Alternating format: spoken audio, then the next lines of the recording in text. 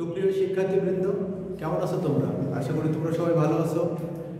আজকের অনলাইন ক্লাসে তোমাদের সবাইকে স্বাগত। তো অনলাইন ক্লাসে তোমাদের সাথে আছি আমি মোহাম্মদ মিশাব Ahmed, junior instructor, electrical technology, Rangpur ideal institute of technology. আমি তোমাদের সাথে যে বিষয়টা নিয়ে আলোচনা করতেছি ধারাবাহিকভাবে, সে বিষয়টির নাম হচ্ছে ইলেকট্রিক্যাল ইঞ্জিনিয়ারিং ফান্ডামেন্টাল প্রথম পর্বের কম্পিউটার, সিভিল, মেকানিক্যাল এবং ইলেকট্রনিক্স ডিপার্টমেন্টের প্রথম পর্বের জন্য এই সাবজেক্টটি বরাদ্দ করা হয়েছে। আজকে এই সাবজেক্টের তৃতীয় অধ্যায় সম্পর্কে আমরা আলোচনা করব। ইতিপূর্বে আমাদের 3টি আলোচনা হয়ে গেছে, অর্থাৎ 3টি লেকচার হয়ে গেছে। আজকে হচ্ছে আমাদের 4র্থ লেকচার। আশা করছি যে তোমরা সবাই মনোযোগ সহকারে আমার আজকে লেকচারটা দেখবা এবং পাশাপাশি প্র্যাকটিস করবা। আজকে তৃতীয় অধ্যায়ে আলোচনা হবে আমাদের। আর তৃতীয় অধ্যায়টি যে বিষয়টি নিয়ে আলোচনা করা হয়েছে তৃতীয় অধ্যায়, সেটা হচ্ছে ওহমের সূত্র। কোনো পরিবাহীর মধ্য দিয়ে কতটুকু কারেন্ট প্রবাহিত হবে, এটা বিজ্ঞানী জর্জ সাইমন ওহম নামে একজন বিজ্ঞানী এটা আবিষ্কার করে থাকেন। মানে কীভাবে কতটুকু কারেন্ট প্রবাহিত হবে সেটা তিনি আবিষ্কার করেন, মানে তার সম্পর্কে একটা সূত্র আবিষ্কার করেন। সেজন্য তার নাম অনুসারে এই সূত্রটাকে বলা হয় ওহমস ল বা ওহমের সূত্র। কোনো পরিবাহীতে কতটুকু কারেন্ট প্রবাহিত হবে তার পরিমাণ নির্ণয় করার জন্য। এখন তার সূত্রটা কি? তার সূত্রটা হচ্ছে তাপমাত্রা যদি স্থির থাকে তাহলে কোনো পরিবাহীতে প্রবাহিত কারেন্টের পরিমাণ ওই পরিবাহীর দুই প্রান্তের বিভব পার্থক্যের সমানুপাতিক এবং ওই পরিবাহীর রেজিস্ট্যান্সের ব্যস্তানুপাতিক। তাহলে বিজ্ঞানী জর্জ সাইমন ওহম বললেন, কোনো একটা পরিবাহীতে যদি কারেন্ট প্রবাহিত হয় তাহলে ওই কারেন্ট কতটুকু, ওই কারেন্টটার পরিমাণ যদি আমরা জানতে চাই তাহলে ওই পরিবাহীর দুই প্রান্তের অবশ্যই কোনো একটা পরিবাহীর দুটো প্রান্ত অবশ্যই থাকবে। ওই পরিবাহীর দুই প্রান্তের ভোল্টেজের পার্থক্য কত? পার্থক্যের সমানুপাতিক হবে, অর্থাৎ কারেন্টটা দুই প্রান্তের ভোল্টেজ পার্থক্যের সমানুপাতিক হবে বা বিভব পার্থক্যের সমানুপাতিক হবে। যত বিভব পার্থক্য যত বেশি হবে কারেন্ট তত বেশি হবে, বিভব পার্থক্য যত কম হবে কারেন্ট তত কম হবে। মানে বিভব পার্থক্য যদি বাড়ে কারেন্ট বাড়বে, বিভব পার্থক্য যদি কমে কারেন্ট কমবে। এরপরে উনি আরও একটা সূত্র বলেন যে কোনো পরিবাহীতে প্রবাহিত কারেন্টের পরিমাণ ওই পরিবাহীর রেজিস্ট্যান্সের ব্যস্তানুপাতিক। কোনো পরিবাহীতে প্রবাহিত কারেন্টের পরিমাণ ওই পরিবাহীতে সংশ্লিষ্ট রেজিস্ট্যান্সের ব্যস্তানুপাতিক। তাহলে আমরা একটু সূত্রটা বিশ্লেষণ করতে থাকি, দেখা যাক কি।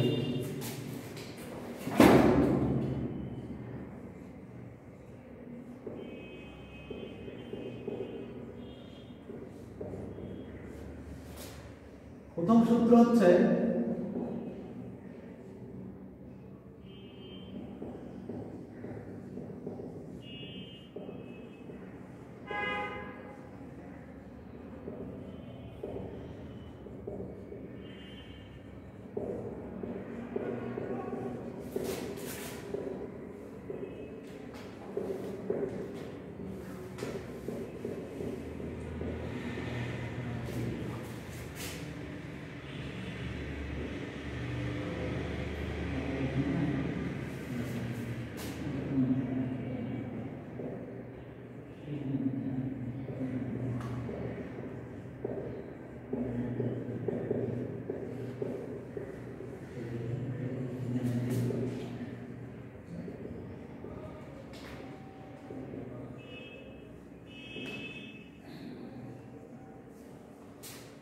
বিজ্ঞানী জর্জ সাইমন ওহম যে সূত্রটি আবিষ্কার করেন তার প্রথম বিবৃতি হচ্ছে কোনো পরিবাহীতে প্রবাহিত কারেন্টের পরিমাণ ওই পরিবাহীর দুই প্রান্তের বিভব পার্থক্যের সমানুপাতিক।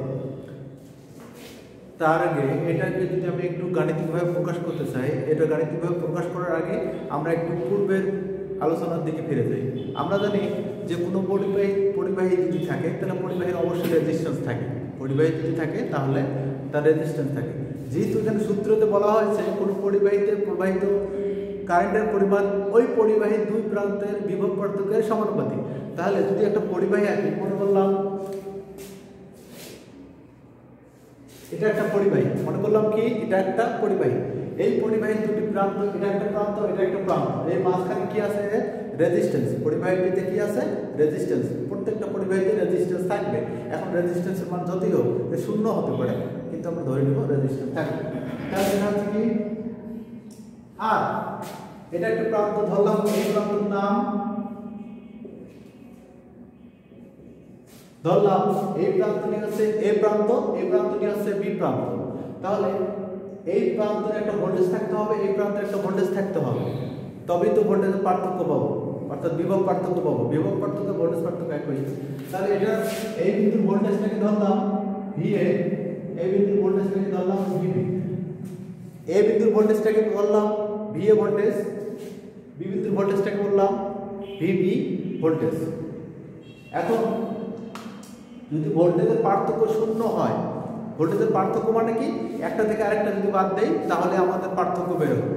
এখন দুইটা যদি সমান হয়, যদি এটার মান 5 ভোল্টেজ হয়, এটার মান যদি 5 ভোল্টেজ হয়, তাহলে কি হয়ে যাবে? ভোল্টেজ পার্থক্যের মান শূন্য। এখন যদি একটা বড় একটা ছোট হয়, তাহলে আমরা ভোল্টেজের পার্থক্য পাবো। এখন জর্জ সাইমন ওহমের সূত্রটা কি ছিল? সূত্রটা ছিল যে কোনো পরিবাহী দিয়ে প্রবাহিত কারেন্টের পরিমাণ উক্ত পরিবাহী বা ওই পরিবাহীর দুই প্রান্তের বিভব পার্থক্যের সমানুপাতিক। প্রথম সূত্রটা তাহলে গাণিতিকভাবে কি বলতে পারি?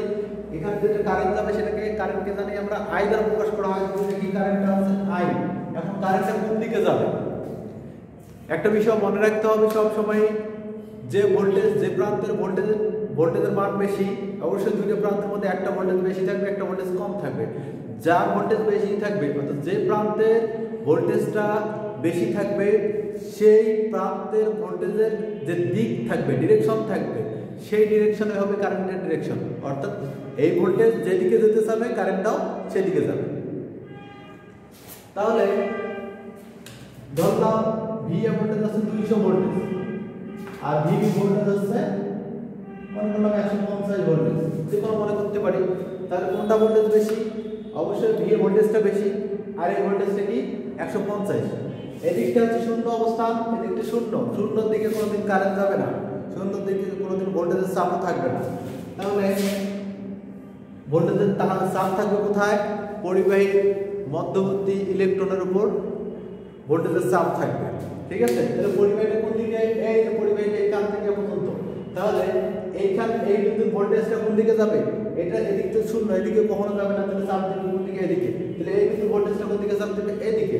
এখন এদিক থেকে যাচ্ছে 200 ভোল্টেজ, এদিক থেকে আসতেছে 100 ভোল্টেজ। আমি একটু তোমাদের বাস্তব উদাহরণ দেই।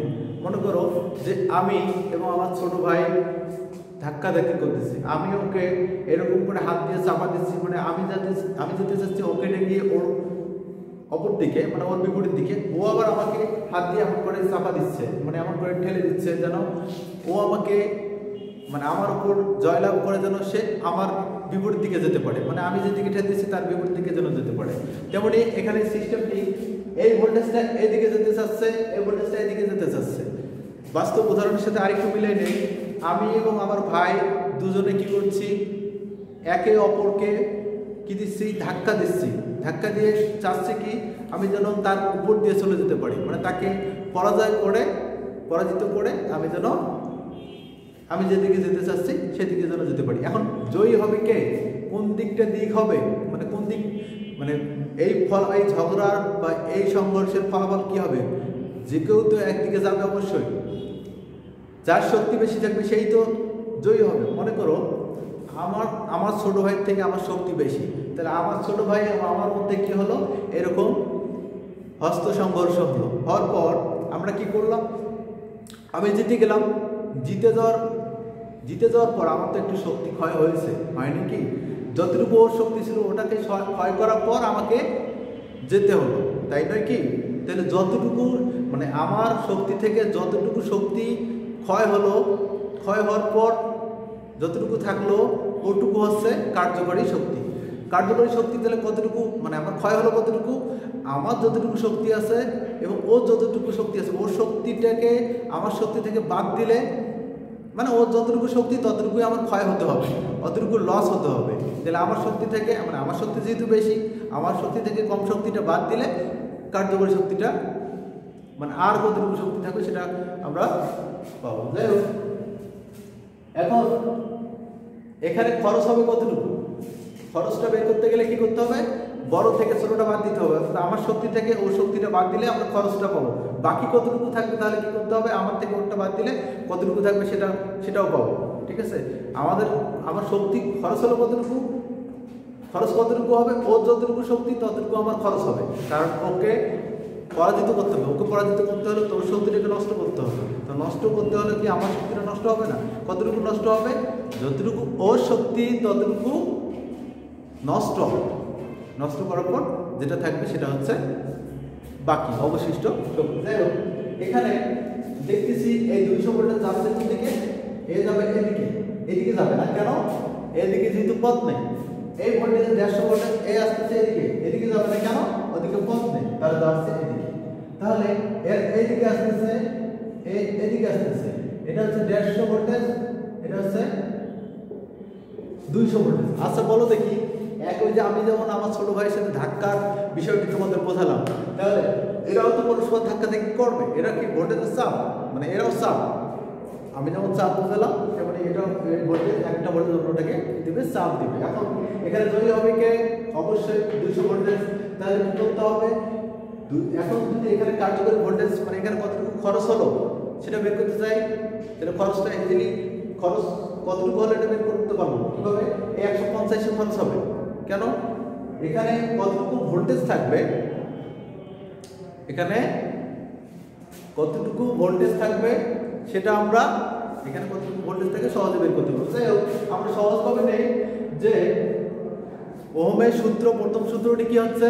যে কোনো পরিবাহীর মধ্য দিয়ে প্রবাহিত কারেন্টের পরিমাণ উক্ত পরিবাহীর দুই প্রান্তের বিভব পার্থক্যের সমানুপাতিক।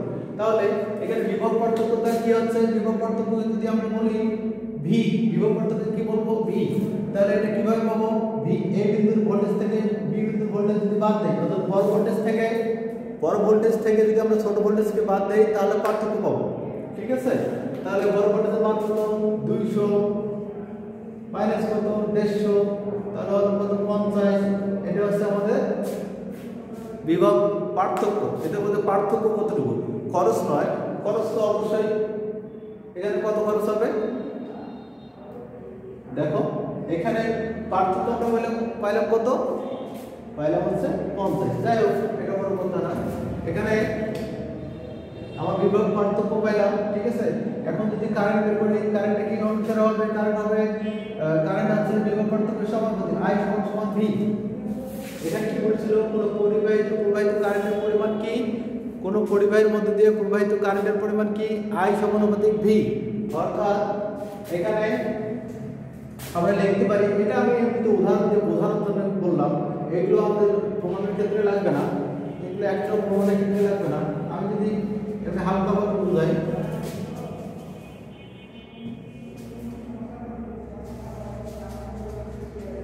এখন আমরা ধরে নিলাম যে এ বিন্দুর ভোল্টেজটা কি?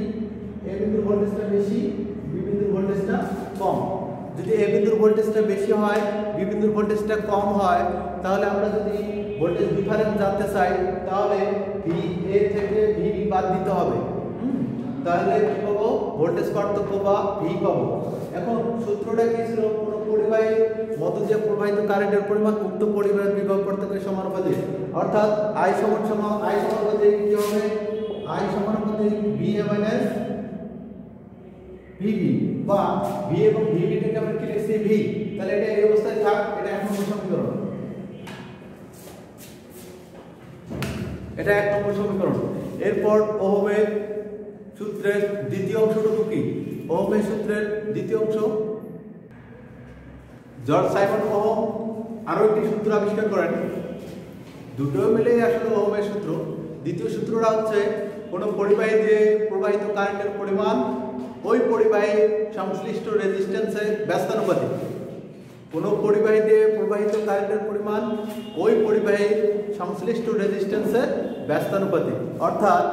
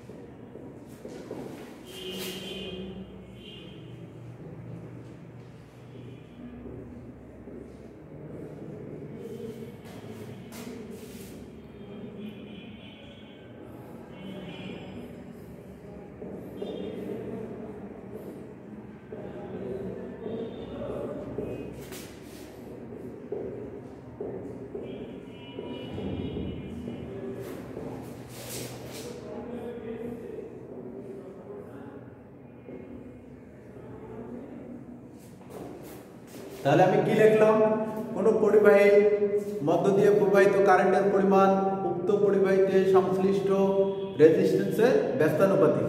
অর্থাৎ রেজিস্ট্যান্সকে কি দ্বারা প্রকাশ করা হয়, আর দ্বারা, কারেন্টকে কি দ্বারা প্রকাশ করা হয়, আই দ্বারা। এখন এখানে বলা হচ্ছে কারেন্টটা রেজিস্ট্যান্সের ব্যস্তানুপাতিক।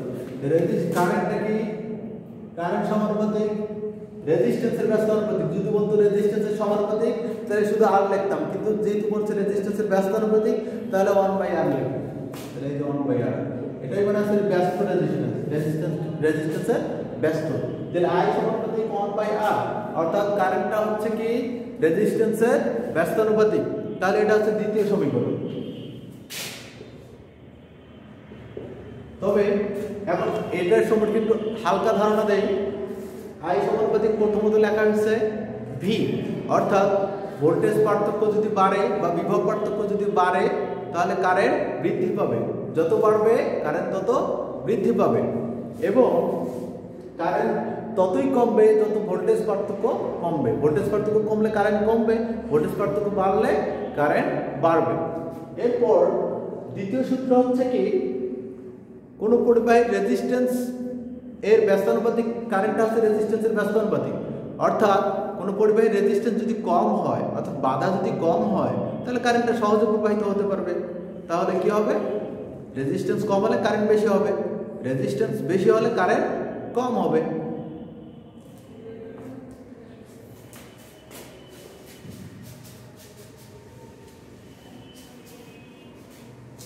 তাহলে দেখো আমরা এখানে দুইটা সমীকরণ পাইছি। এখন আমরা কি করব, 1 এবং 2 নম্বর সমীকরণকে সমন্বয় করব। সমন্বয় করে দেখা যায় কি পাওয়া যায়। লিখব এবার 1 এবং 2 নম্বর সমীকরণ হতে পাই।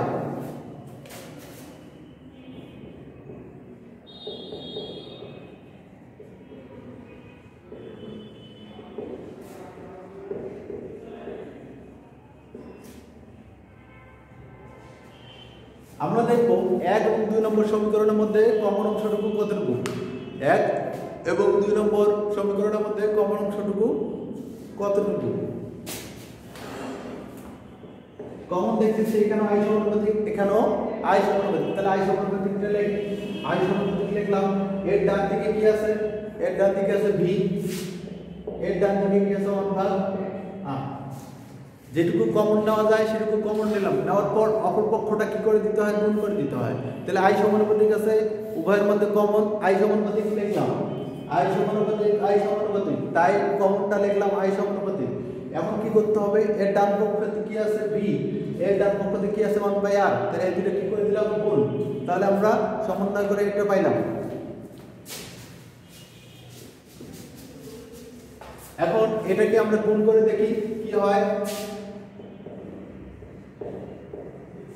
I সমানুপাতিক V/r। এখন এই সমানুপাতিক তুলে দিতে হলে আমাদের কি করতে হয়, সমান চিহ্ন এবং ধ্রুবক বসাতে হয়, সমান চিহ্ন এবং ধ্রুবক বসাতে হয়। তাহলে আমরা বসিয়ে দেখি কি করা যায়।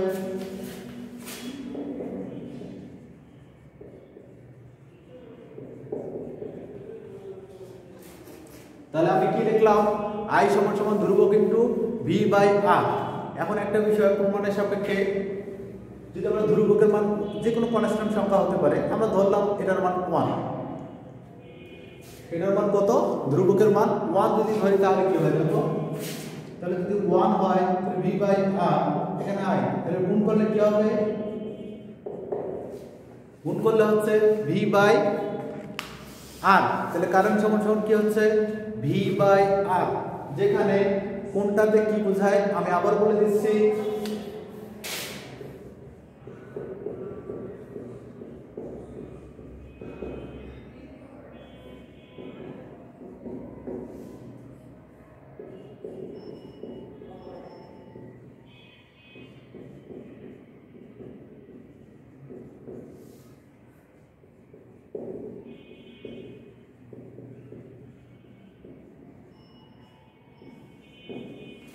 দেখো এখানে আইতে বলা হয়, আইতে বোঝা হয় কারেন্টকে, আর কারেন্টের একক হচ্ছে অ্যাম্পিয়ার, ভিটা হচ্ছে ভোল্টেজ যার একক হচ্ছে ভোল্ট, এরপরে আরতে হচ্ছে রেজিস্ট্যান্স যার একক হচ্ছে ওহম, যার একক হচ্ছে ওহম। তাহলে আমরা একটা সূত্র পাইলাম এখন, I সমান সমান V/R। এটা কোন সূত্র থেকে পাইলাম? কার সূত্র থেকে? ওহমের সূত্র থেকে এই সূত্রটা পাইলাম। এই সূত্রটা অনেক বেশি ইম্পর্টেন্ট। এটাকে বলা হয় মাদার অফ অল ল।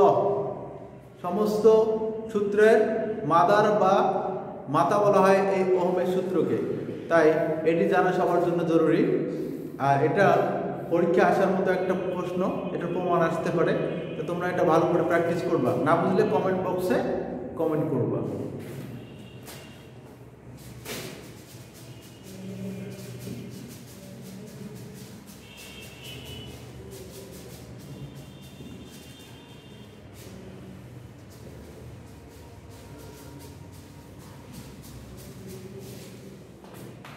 এখন আমরা কিছু গাণিতিক সমস্যা নিজেরাই তৈরি করব এবং সেই অনুসারে সমাধান করব। আমরা কিছু গাণিতিক সমস্যার সমাধান করব, কিছু গাণিতিক সমস্যা তৈরি করব এবং সেই অনুসারে আমরা সমাধান করব।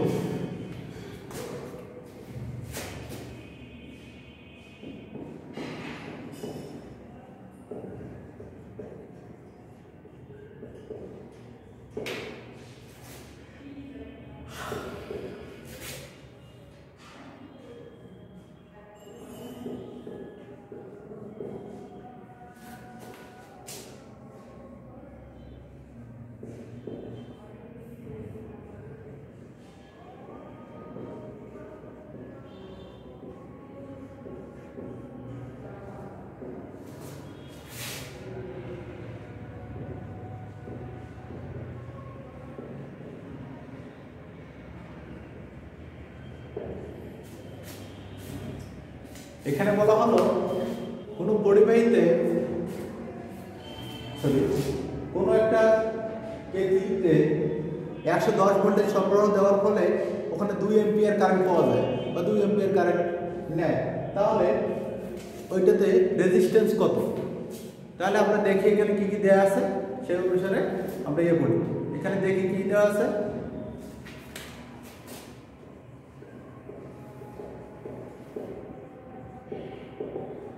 দেয়া আছে V সমান কত? 100। এখানে V কত ভোল্টেজের মান কত দেওয়া আছে? 110 ভোল্টেজ। কারেন্টের মান কত দেওয়া আছে? এর কারেন্টের মান দেওয়া আছে কত? 2 অ্যাম্পিয়ার। তাহলে আমাদের রেজিস্ট্যান্সের মান চেয়েছে। রেজিস্ট্যান্স সমান ওয়াট। রেজিস্ট্যান্সের মান ওয়াট। আমরা এখন বের করব রেজিস্ট্যান্সের মান। তার আগে আমরা রেজিস্ট্যান্সের মান বের করতে হলে অবশ্যই সূত্র জানতে হবে। আমরা কি জানি? আমরা জানি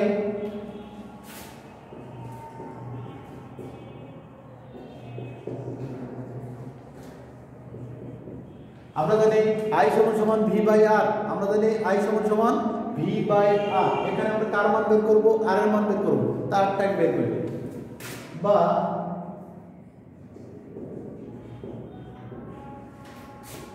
এটা কি করলাম?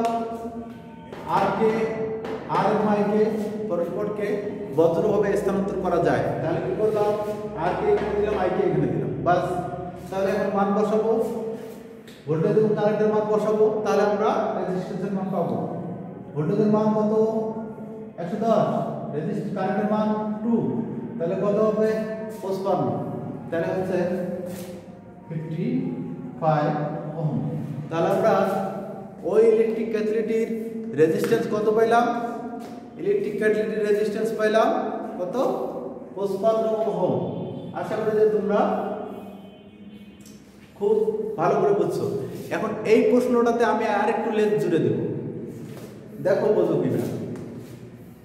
এটা আমরা করলাম। এরপর বলা হলো যদি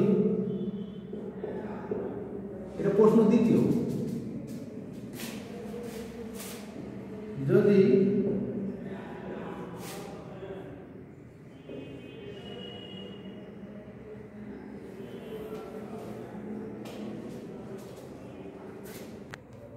এতে 220 ভোল্টেজ সরবরাহ হয়,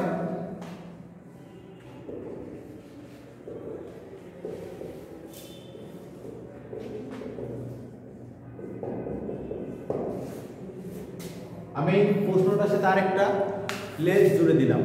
বললাম যদি ওই ক্যাটালিটিতে ভোল্টেজ দেওয়া হয় তাহলে কতটুকু কারেন্ট প্রবাহিত হবে। এর আগে কি ছিল 110 ভোল্টেজ দেওয়াতে কারেন্ট হয়েছিল কত? কারেন্ট হয়েছিল আমাদের 2 অ্যাম্পিয়ার। তারপর এখন বলতেছি যে ওইটিতে যদি আমরা এখন 110 ভোল্টেজ না দিই, না দিয়ে কি করবো, এখন 220 ভোল্টেজ দিব, এখন কারেন্ট কত হবে? একটু আগে আমরা ওই ক্যাপাসিটির রেজিস্ট্যান্স কতটুকু সেটা বের করে নিলাম। রেজিস্ট্যান্স কিন্তু চেঞ্জ হয়নি, চেঞ্জ করা হলো কি ভোল্টেজ। তাহলে ভোল্টেজ চেঞ্জ হলে শুধু ভোল্টেজ আমার কারেন্টটা চেঞ্জ হবে, কিন্তু রেজিস্ট্যান্স চেঞ্জ করা হয়নি। তাহলে রেজিস্ট্যান্সটা ফিক্স, দ্বিতীয় অবস্থায় রেজিস্ট্যান্স কোনটা? ওটাই, তাই নয় কি? তো যাই হোক, এটাই হচ্ছে R1 এবং R2। এটাই কি মানে এখন যে একটু আগে যে রেজিস্ট্যান্সটা বের করলাম সেটা কি? ওইটা R1, দ্বিতীয় অবস্থায় ওই রেজিস্ট্যান্স। কারণ এই কেটলিটা কিন্তু চেঞ্জ করা হয়নি, কেটলিটার ভোল্টেজটাকে চেঞ্জ করা হয়েছে। তো ভোল্টেজ চেঞ্জ হলে কারেন্ট চেঞ্জ হবে, কিন্তু রেজিস্ট্যান্সটা চেঞ্জ হবে না, রেজিস্ট্যান্সটা ঠিকই থাকবে। তাহলে দ্বিতীয় অবস্থায় কত ভোল্টেজ দেওয়া হচ্ছে? দ্বিতীয় অবস্থায় 220 ভোল্টেজ দেওয়া হচ্ছে। তাহলে বুঝে যে এটা এগুলো সব 1, সবগুলো 1 লেখা। যাই হোক, এটা 1 লেখা সব, যেহেতু দ্বিতীয় প্রথম অবস্থায় করলাম সবগুলো 1। এবং দ্বিতীয় অবস্থায় আবার লিখি যে আমরা জানি I সমান কি V বাই R। তাহলে দ্বিতীয় অবস্থায় যেহেতু সবগুলো লিখি, এই যে 2 2 2, তাহলে V2 এর মান কত? দ্বিতীয় অবস্থায় যে ভোল্টেজ দেওয়া আছে 220 ভোল্টেজ দেওয়া হয়েছে, তাহলে 220 বাই 55, তাহলে হবে 4 অ্যাম্পিয়ার। তাহলে কত হবে? 4 অ্যাম্পিয়ার কারেন্ট প্রবাহিত হবে, 4 অ্যাম্পিয়ার কারেন্ট প্রবাহিত হবে। তাহলে এখন আমি তোমাদের জন্য একটা বাসার কাজ দেই, তোমরা একটা ভালো করে বাসায় করবা।